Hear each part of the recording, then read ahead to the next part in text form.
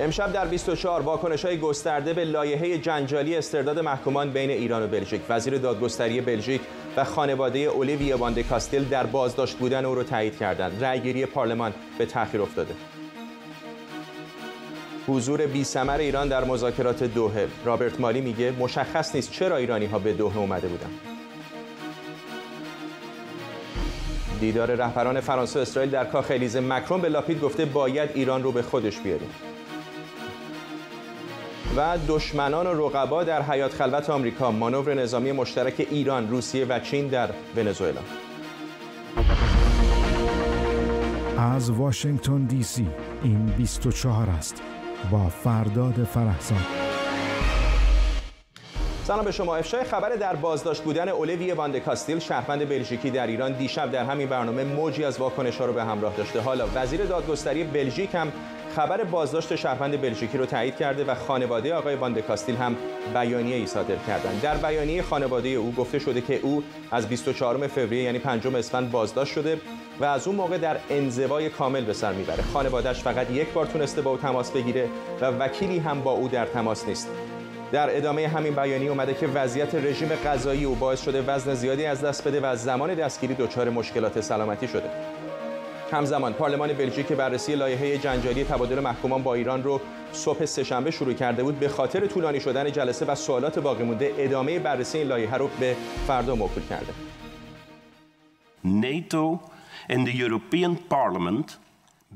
ناتو، پارلمان اروپا و پارلمان بلژیک باید کنار مردم ایران باشن، نه با حکومت ایران. پیام این قانون روشنه که من امیدوارم جلوش گرفته بشه و نقطه تاریکی رو بر دولت ما میگذاره.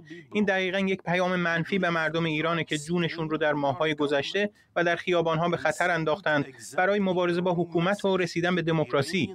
من از اعضای پارلمان میخوام در مورد این لایحه در کنار مردم ایران باشن، نه حکومت خودکامه ایران. نیلوفر پور ابراهیم خبرنگار ما از روبروی پارلمان بلژیک در بروکسل با ماست. نیلوفر، خیلی ها در دولت حاکم بلژیک شاید گمان می‌کردن که این لایحه بتونه تو نیم ساعت، یک ساعت تصویب بشه، اما فشارهای بین‌المللی، فشارها در اروپا، نمایندگان که مخالف این طرح بودن و خبرهایی که در سراسر دنیا منتشر شد، به نظر میاد که حالا دولت بلژیک رو در موقعیت دشواری برای تصویب این قانون گذاشته. بله دقیقاً، جلسه که همونطور که میگی انتظار میرفت نهایتاً 1 ساعت 2 ساعت طول بکشه، حدود 4 ساعت طول کشید و پر بود از سوال و انتقاد در مورد این لایحه از وزیر دادگستری که شخصاً اومده بود به کمیسیون روابط خارجی مجلس نمایندگان برای پاسخ دادن به سوالات و دفاع از این لایحه که به گفته او برای منافع ملی و همینطور شهروندان بلژیک بسیار مهمه. حالا باید ببینیم که این لایحه در نهایت تصویب میشه یا نه، چون فردا قرار هست که پاسخهای بیشتری رو وزیر دادگستری به نمایندگان بده، نمایندگانی که لزوما از اپوزیسیون هم نبودن و از حزب حاکم یا حزب موافق بودن و انتظار نمیرفت که تا این حد نگران شده باشن یا نگرانی و سوال داشته باشن در مورد این طرح. کسانی که محکوم میکردن دیپلماسی گروگانگیری جمهوری اسلامی رو و یا میگفتن که این یک نوع باجخواهیه و نباید تسلیم این شانتاژ و باجخواهی جمهوری اسلامی بشه دولت بلژیک و با این کار میتونه راه رو برای تهدید و فشار بیشتر ایران فراهم بکنند.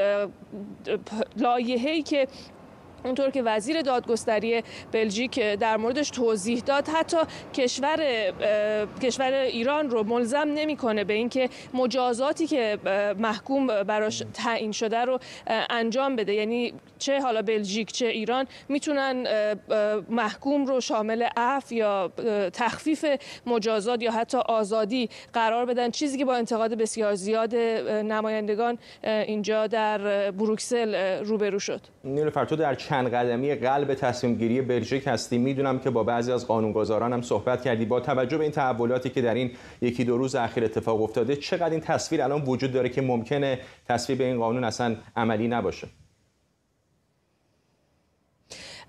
خیلی احتمالش زیاده. انتظار چنین واکنش‌هایی رو نداشتن حتی نمایندگان اپوزیسیون که در واقع از ابتدا مخالف بودن، از جمله مثلا دریا صفایی که برای تصویب نشدن این لایحه هم تلاش‌های زیادی کرده بود و با همکارانش بسیار صحبت کرده بود. چیزی که اینجا میشنیدیم انتقادها و نگرانی‌ها یک بخشش برمیگشت به اینکه چرا مثلا دولت میخواد این لایحه رو با این فوریت بررسی بکنه. مشکلی درباره لوایح دیگه در مورد مثلا هند یا امارات نداشتن، ولی در مورد ایران بسیار نگران بودن به دلیل اینکه میدونستند و میگفتن میدونیم که سابقه فعالیت‌های تروریستی ایران چطوره و این میتونه یک پیام منفی باشه از طرف بلژیک به جمهوری اسلامی و باز بکنه راهو برای گروگانگیری‌های بیشتر. یا نماینده‌ای که مثلا میگفت که به نظر میرسید خیلی هم مخالف آزادی اسدالله اسدی نبود، ولی میگفت کشورهای دیگه مثل فرانسه یا مثلا ایالات متحده این تعویض رو انجام میدن، هیچ وقت اسم اون رو مبادله زندانیان نمیذارن،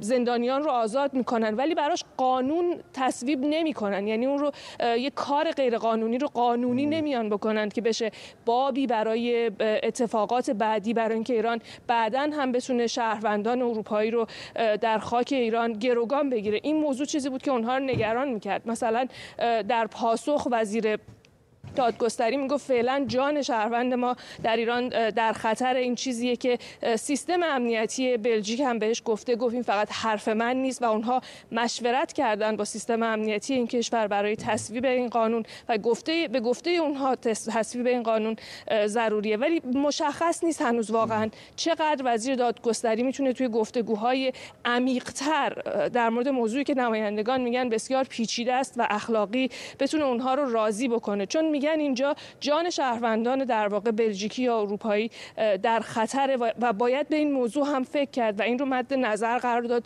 که راه حل دیگه بلژیک برای آوردن اونها یا برگردوندن اونها به کشور نداره و میدونیم که دولت بلژیک اونطور که گفته شده تحت فشار از طرف دولت‌های دیگه اروپایی هم هست برای اینکه این معاهده در واقع تصویب بکنه، برای اینکه بتونه اسدالله اسدی رو آزاد بکنه. به غیر از اون حالا وزیر دادگستری به این موضوع اشاره کرد که زندانیان دیگه اگر خودشون راضی نباشن به ایران فرستاده نخواهند شد. ممنونم از تو نیلوفر پور ابراهیم از روبروی پارلمان بلژیک. میدونم که این نزاع و چانه‌زنی ها فردا هم ادامه خواهد داشت. نیلوفر همونجا هست، ایران اینترنشنال رو دنبال بکنید در مورد تصویب احتمالی یا رد اون. فردا حتما گزارش مفصلی نیلوفر خواهد داشت. ممنونم از تو. همونطور که گفتم واکنش‌ها به این لایحه جنجالی زیاد بوده. اینجا در پایتخت آمریکا واشنگتن دی سی هم حامیان و اعضای سازمان مجاهدین خلق در اعتراض به طرح پارلمان بلژیک به نزدیکی سفارت بلژیک رفتن. مخالفت با طرح دولت بلژیک برای استرداد مجرمان با ایران در چند شهر دیگه هم در جریانه.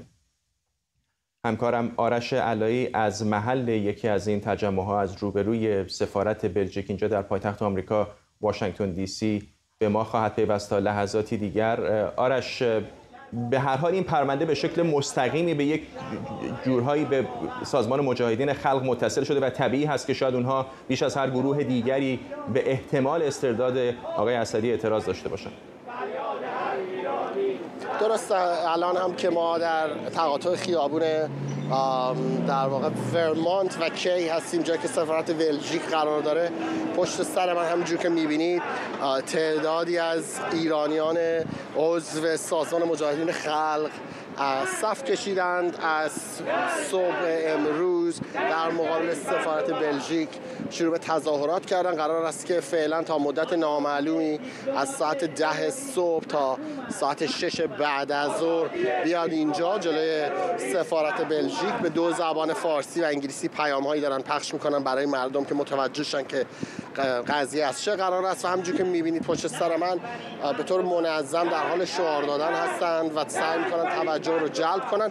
من با بعضی از افرادی که در این تظاهرات هستند صحبت کردم. از ایالت‌های مختلفی اومدن، از ایالت‌های مریلند، ویرجینیا که خب ایالت‌های همسایه ما هستن در واشنگتن دی سی، اما چند نفر هم اینجا هستن که مثلا از ایالت‌های مثل کالیفرنیا اومدن، در واقع از اون سر آمریکا پرواز کردن اومدن به صورت داوطلبانه و قرار است که فعلا حداقل تا حدوداً یک هفته 10 روز دیگه هم هر روز بیان اینجا جلوی سفارت بلژیک و هر روز از همونجوری که گفتم از صبح تا عصر یک ضرب اعتراض کنن و سعی کنن که توجه مطبوعات و مردم رو در واشنگتن دی سی به این مسئله همونجوری که تو گفتی در بلژیک جلب کنن.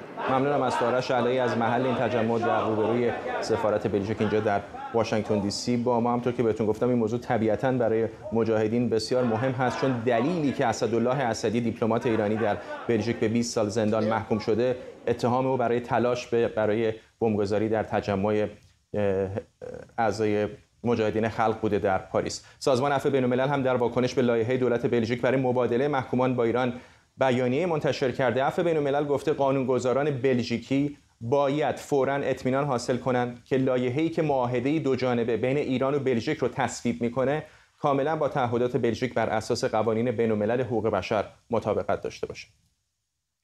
این سازمان تاکید کرده که مسئولان نقض جدی حقوق بشر و جنایات بین‌المللی نباید از مجازات مصون باشند.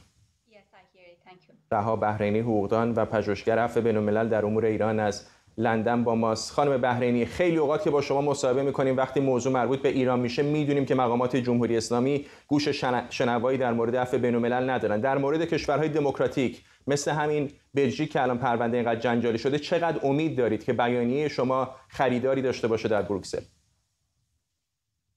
ما امیدوار هستیم که این اعتراضات مورد توجه نمایندگان و سیاستمداران در بلژیک قرار بگیره و نسخه‌ای از بیانیه‌ای که امروز منتشر شده به تمام افراد مسئول و قانونگذاران مرتبط در بلژیک فرستاده شده و با اونها مکاتبات ادامه پیدا خواهد کرد.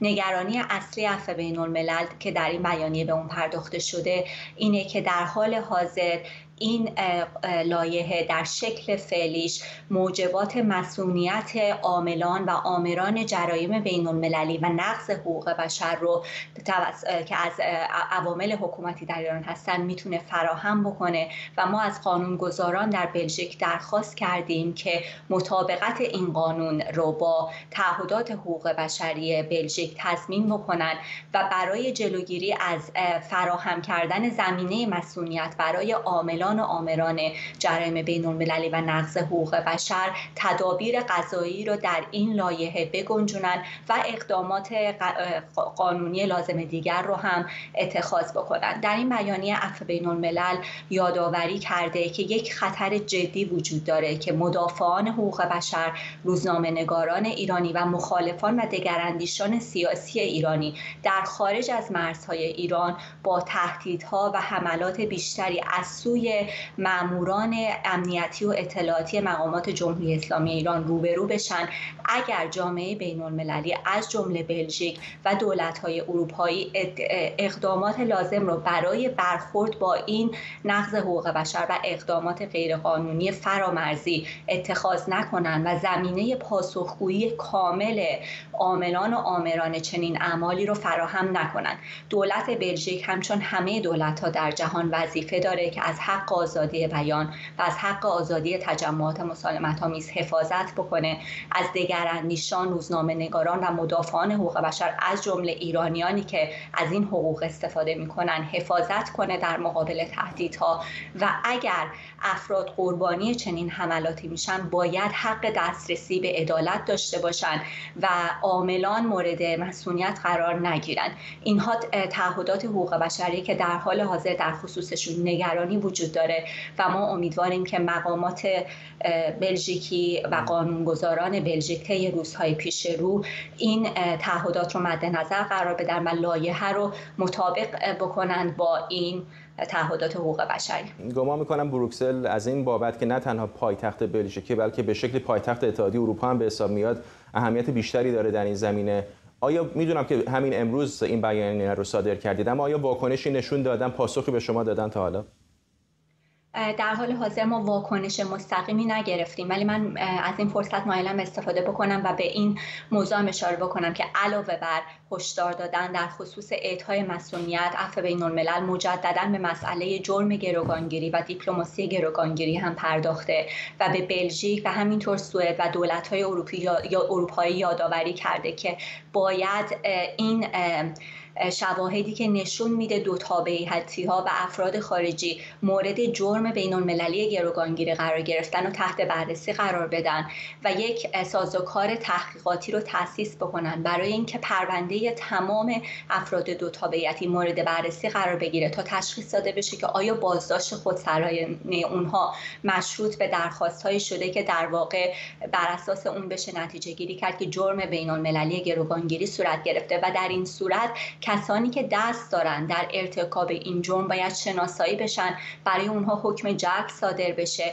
و تحت پیگرد قضایی قرار بگیرن. در حال حاضر هیچ کدوم از دولت‌های اروپایی که شهروندانشون دستگیر شده هیچ وقت به طور علنی اعلام نکردن که جرم بین‌المللی گروگانگیری علیه شهروندانشون صورت گرفته و نه تنها اعلام نکردن که و چون اعلام نکردن عملاً هیچ اقدامی هم انجام ندادن که طبق تعهدات بین‌المللیشون تحت کنوانسیون مقابله با جرم گروگانگیری با مقامات مسئول ایرانی در خصوص این جرم برخورد قضایی صورت بگیره و عواقب این سیاستی که چشم پوشی کرده از این جرم به این جدی عملاً دستگیری ادامه‌دار افراد دو تابعیتی در ایران بوده و ارتکاب انواع نقض حقوق بشر علیه اونها از شکنجه و آزار روحی روانی گرفته تا دادرسی‌های غیر منصفانه و حتی صدور حکم اعدام و تهدید مداوم به اجرای حکم اعدام در خصوص یکی از اونها احمد رضا جلالی.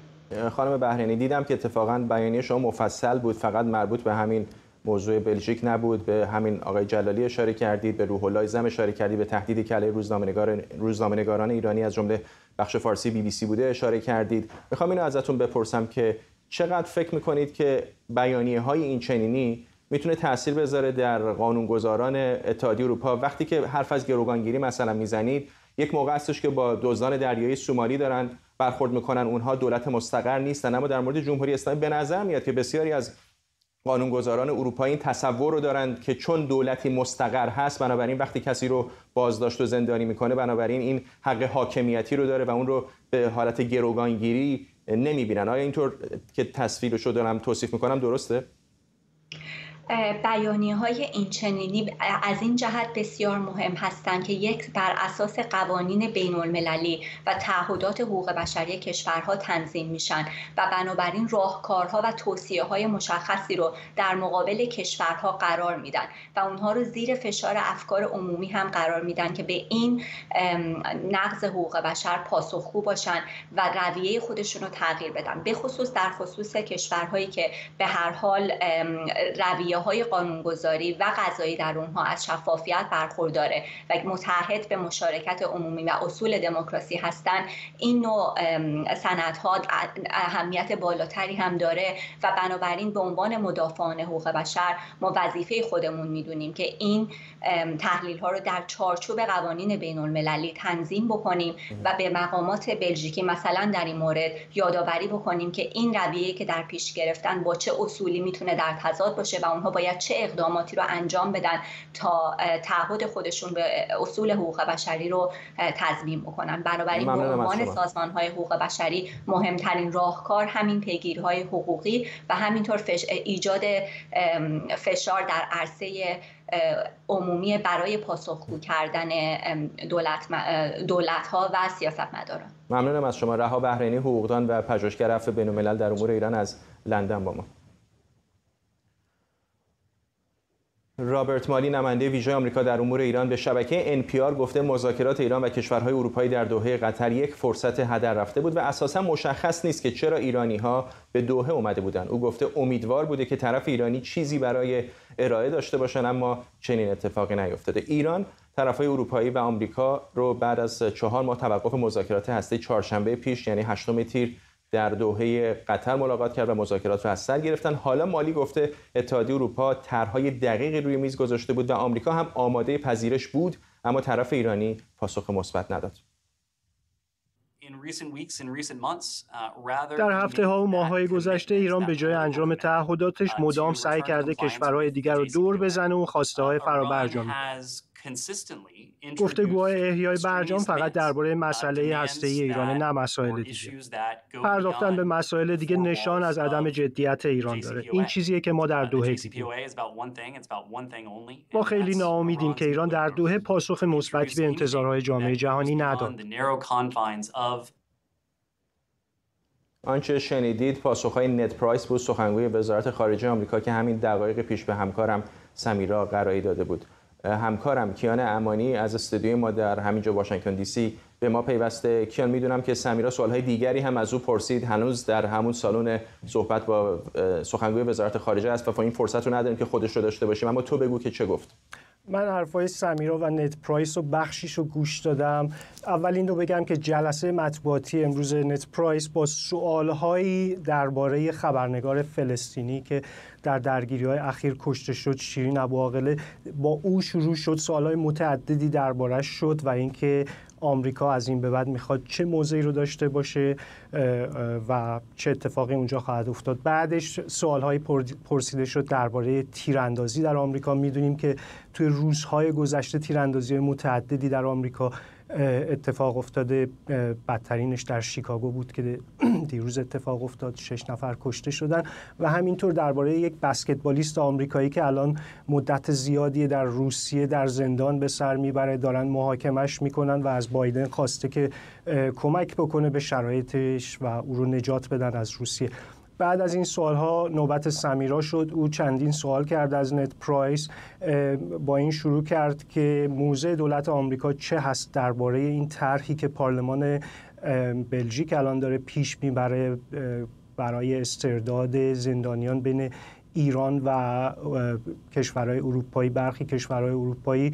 نت پرایس پاسخ داد به سمیرا که آمریکا مخالف هر گونه تبادل زندانی هست که کمک بکنه به جمهوری اسلامی برای انجام اعمال تروریستی توی کشورهای دیگه و او گفتش که موضع آمریکا مشخصه درباره این مسئله.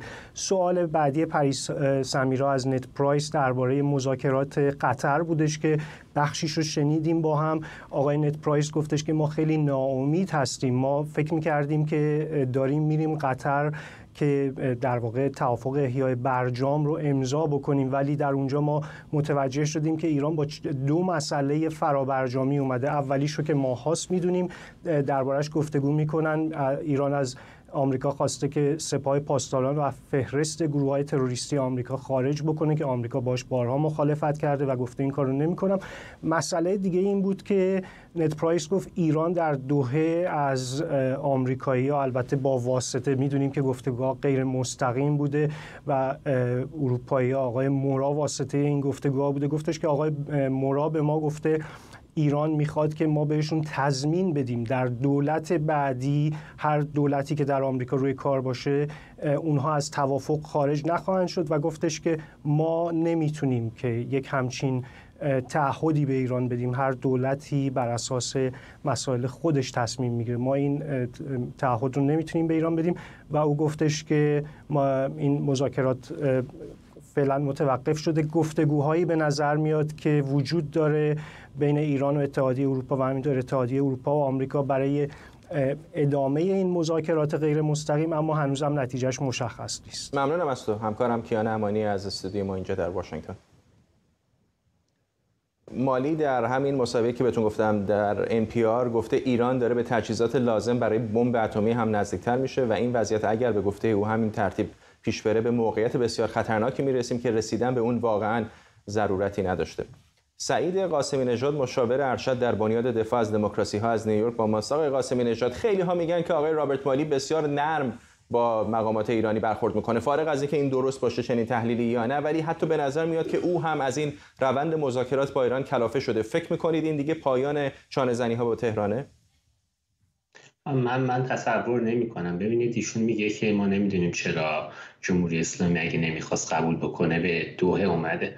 خب اگر واقعا نمیدونه که خیلی باعث تأسف هستش و اینکه مشخص هستش که جمهوری اسلامی از اتفاقی در دوحه افتاده راضیه. جمهوری اسلامی راضی هستش که این مذاکرات همینطور کش پیدا بکنه، به این دلیل که همزمان داره برنامه هسته‌ایش رو روی زمین به سرعت پیش میبره و از اون طرف هم ایالات متحده تحریم ها رو اعمال نمیکنه و جمهوری اسلامی در واقع منابع مالی لازم رو برای خودش بیشتر فراهم میکنه. وضعیتی که آقای مالی در این 18 ماه پیش آورده وضعیتی هستش که جهان رو روبروی این قرار میده که یا باید یک تهاجم نظامی به برنامه هسته‌ای بکنه یا باید در واقع جمهوری اسلامی هسته‌ای رو بپذیره. این همون چیزی بودش که امثال من و بنیاد دفاع از دموکراسی ها بارها گفتیم که در واقع تحریم ها زمینه جنگ نیستن.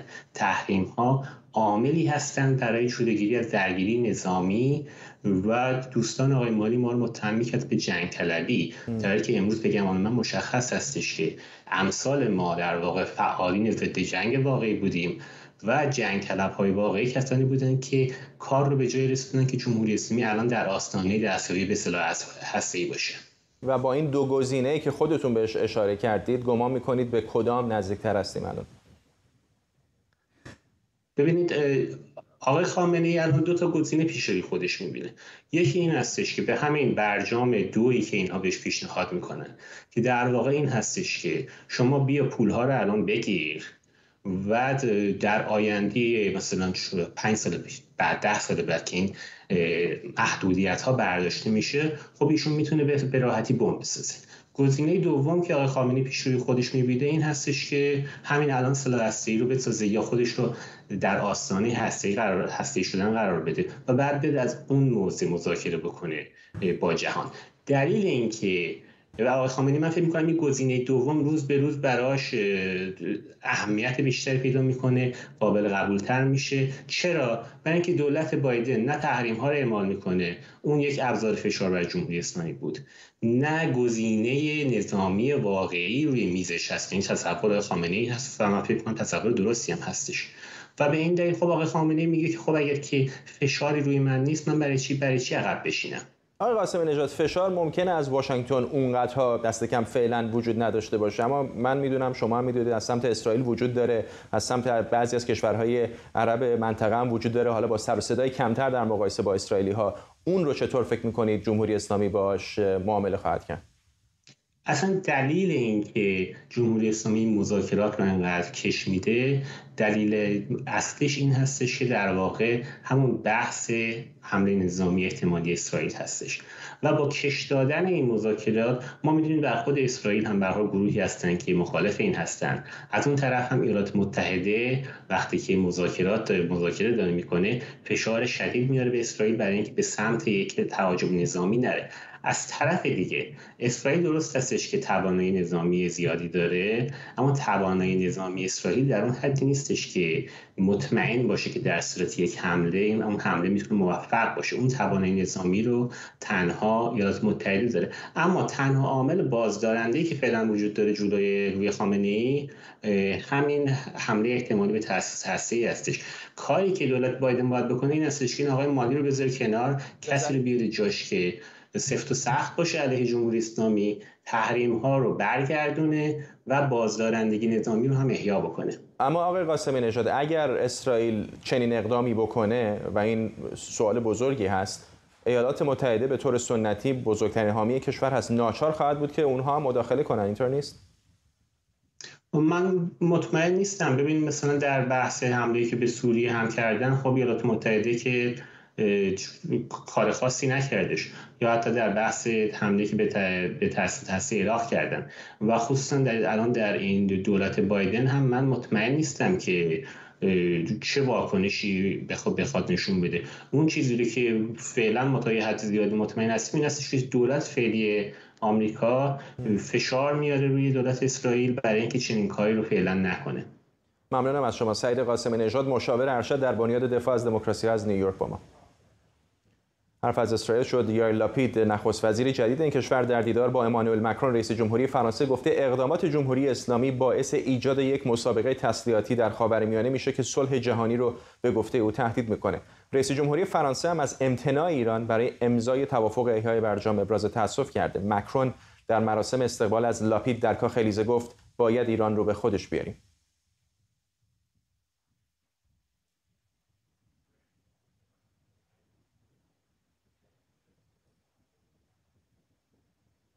خب متاسفانه فایل صوتی رئیس جمهوری فرانسه رو آماده پخش نداریم. نخست وزیر اسرائیل در این دیدار گفته بعضی وقتها جایگزین دیگری جز جنگ برای حفظ صلح وجود نداره.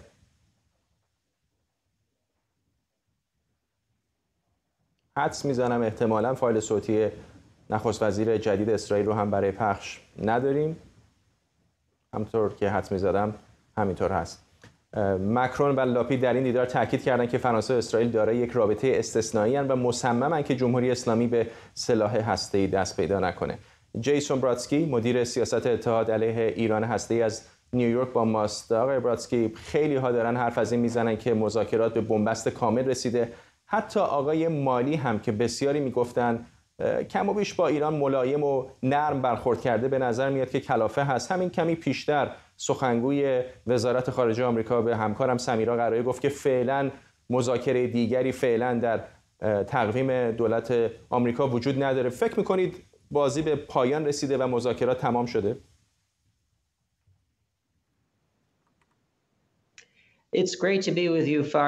خیلی خوبه که من با شما هستم فرداد. اون چیزی که من الان میبینیم در واقع نتیجه سیاست هایی هست که سیاستی هست که در واقع بتونن با جمهوری اسلامی بدون هیچ گونه فشاری صحبت بکنن و این در واقع این وضعیتی که ما الان میبینیم نتیجه این سیاستی هست که مبتنی بر این وضعیت بوده و میدونیم که در حال حاضر وضعیت به جای رسیده که این در واقع توافق 2016 مرده، ولی خب هنوز کاملا دفن نشده و این وضعیت ادامه خواهد داشت مگر اینکه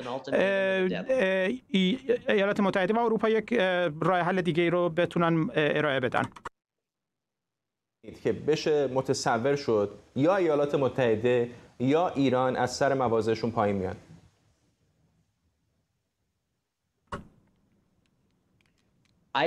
من چیزی رو نمیبینم که من فکر نمی کنم که ایالات متحده وضعیتش رو تغییر بده یا موازهش رو تغییر بده. اینا میخوان که برگردن به معامله و اینا نمیخوان برگردن. ایران نمیخواد برگرده و اینا در واقع مرتب دارن درخواست میکنن که یک سری امتیازایی رو بدن به اینا، ولی خب نمیخوان اینها هم این امتیازها رو بدن و همچنین مرتب دارن میگن که زمان داره به پایان میرسه که بتونن به این پیمان برگردن و هر چقدر که ما در واقع آخر این خط نزدیک میشیم به نظر میرسه که در واقع این پروسه خیلی آهسته تر میشه. میدونم که در سیاست پیشبینی دشوار هست، اما هفته آینده تقریبا آقای بایدن عازم منطقه خواهد بود، با مقامات اسرائیلی و سعودی دیدار خواهد کرد که بسیار نگران هستند در مورد برنامه هسته ایران.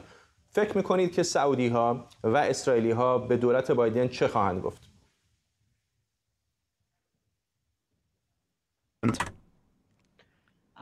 من فکر میکنم که کشورهای عربی و اسرائیل میخوان از ایالات متحده این رو بشنون که یک چیز تغییر کرده باشه. نمیخوان اینها چیزای قبلی رو دوباره بشنون که در واقع منتظر این هستند که ایران بیاد و همه چیز رو قبول بکنه. تصمیم ایران در واقع در حال حاضر اینه که هیچ تصمیمی نگیره و اینها در واقع تلاش هستن که بتونن و مایل هستن که بتونن این حملاتی رو که ایران انجام میده و اون دستاندازی رو که ایران انجام میده اونها رو بتونن کنترل بکنن و میخوان که این رو از ریاست جمهوری بشنون که این در واقع آمریکا تمایل داره به این کار. آقای برادسکی، برای سالها شنیدیم که اینجا در غرب، در اسرائیل، بسیاری کشورهای دیگر در منطقه میگفتن که هسته‌ای شدن ایران خط قرمز ماست. به یاد دارید آقای نتانیاهو در مجمع عمومی سازمان ملل یک شمایلی از یک بمب نشان داد و گفتش که دیگه ایران رسیده به اون خط آخر که بمب بسازه. الان به نظر میرسه که از اون خط قرمز هم مدت هاست که عبور کرده. یک گزینه‌ای که به نظر میاد ممکنه وجود داشته باشه و بعضی حتی اینجا در آمریکا هم به نظر میاد که زمزمه‌هاش رو دارن مطرح میکنن، این هست که یک ایران با توان ساخت بمب هسته‌ای رو بپذیرند. چقدر فکر میکنید چنین چیزی ممکن هست که غرب و اسرائیل بپذیره که ایران جمهوری اسلامی دارای سلاح هسته‌ای بشه؟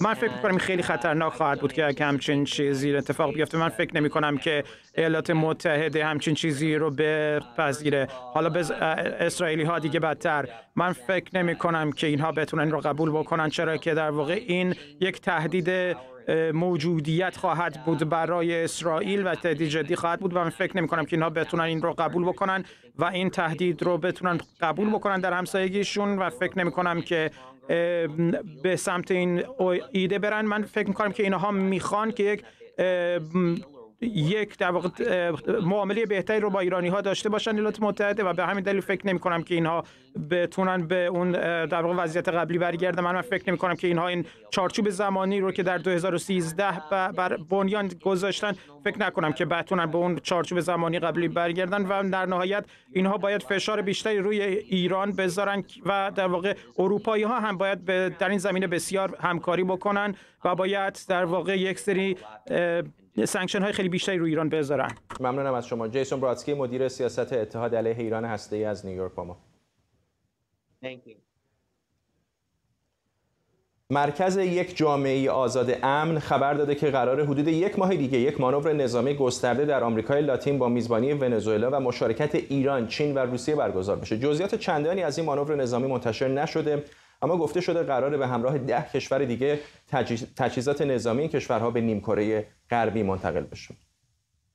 هوشنگ حسنیاری، تحلیلگر امور سیاسی و نظامی با ماست. آقای حسنیاری، حافظه من یاری نمیکنه، آیا هیچ موقع بوده که مانور نظامی این ور کره زمین در نیمکره غربی در نزدیکی آبهای ایالات متحده صورت گرفته باشه که ایران هم در اون مشارکت داشته باشه؟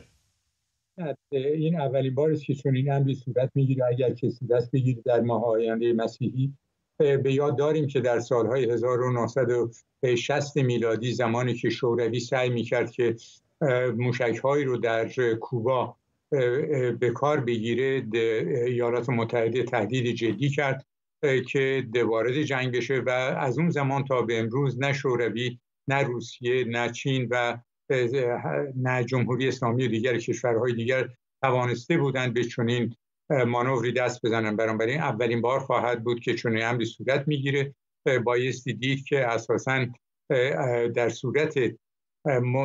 صورت انجام چنین مانوری خب اهداف این مانور چه هستند و هر یک از این کشورها به دنبال چه چیزی خواهند کرد آمریکایی‌ها که ببینن مثلا یک ناو جنگی ایران در فاصله نه چندان دورتر از اونها در آبهای نزدیک ونزوئلا مانوری بده؟ ببینید، خب آمریکایی‌ها تا به امروز طبق قوانین بین‌المللی در مورد مقررات کشتیرانی چه در خلیج فارسنگی هرمز و چه در آبهای دیگر با نیروهای جمهوری اسلامی رفتار کردند. سپاه پاسداران بسیار سعی کرده که آمریکایی‌ها رو وارد یک درگیری نظامی بکنه. آمریکا پرهیز کرده و آمریکا به طور کلی نمیخواهد به چنین کاری دست بزنه مگر اینکه اجباری پیش بیاد. این مانور به نظر من یک تحول بسیار بسیار بزرگی است در عرصه جهانی. به همین خاطر هست که حساسیت‌های بسیار زیادی رو برانگیخته و برخواهد انگیخت، به خاطر اینکه کشورهای روسیه و چین به دنبال تضعیف قدرت نظامی آمریکا نه تنها در آمریکای لاتین بلکه در سطح جهان هستند. جمهوری اسلامی خود رو وصل کرده به این قدرت‌ها که نشان بدهد به هر تقدیر با آمریکا خصومت داره. کشورهای دیگری هم که در این مانور شرکت خواهند کرد، نظیر ونزوئلا، نیکاراگوئه و دیگران، اینها کشورهایی هستند که اساساً ضد دموکراسی هستند و کشورهایی هستند که ناچار هستند به قدرت‌های بزرگ دیگری نظیر روسیه و چین خود رو وصل بکنند تا اینکه احتمالاً از این مشکلات اقتصادی سیاسی که اجتماعی که در داخل مرزهای خود دارن رهایی پیدا بکنن. منتها اگر تاریخ رو شاهد بگیریم، خب بعد از بیش از 7 دهه اتحاد جماهیر شوروی از هم پاشید، کشورهایی که اقمار شوروی به حساب می اومدن با یک تأجیل خاصی همه سعی کردن که به کشورهای غربی بپیوندن. در این مورد هم بایستی دید که چنین وضعیتی پیش بیاد، به خاطر اینکه نه روسیه و نه چین به هیچ روی حاضر نیستند که سرمایه‌های خود رو به رایگان در اختیار این کشورهایی که از نظر مردمی بسیار بسیار غیر معقول هستند و همینطور با اقتصادهای بیمار و نیروی نظامی بسیار ضعیف نیروهای خود رو در اختیار این کشورها قرار بدن و یا اینکه اونها رو زیر چتر و بال خود قرار بدن. آقای حسنیاری، تا همین اواخر فدراسیون روسیه با تمام اختلافاتی که بالاخره با غربی‌ها و علل خصوص ایالات متحده داشت، با قواعد دنیای مدرن بازی می‌کرد. الان یکم با این جنگی که در اوکراین در جریانه به نظر میاد که شرایط عوض شده. چقدر این احتمال رو میدید که از این فرصت فدراسیون روسیه استفاده بکنه و بیش از گذشته به ایران نزدیک بشه، نه فقط به عنوان یک کشوری که بهش تجهیزات نظامی میفروشه، بلکه به عنوان یک متحد بالقوه نظامی؟ خود جمهوری اسلامی اطلاع داریم که اخیراً با سفر رئیسی به مسکو یک اتحادی رو امضا کرد با روسیه، همچنین با چین، با ونزوئلا.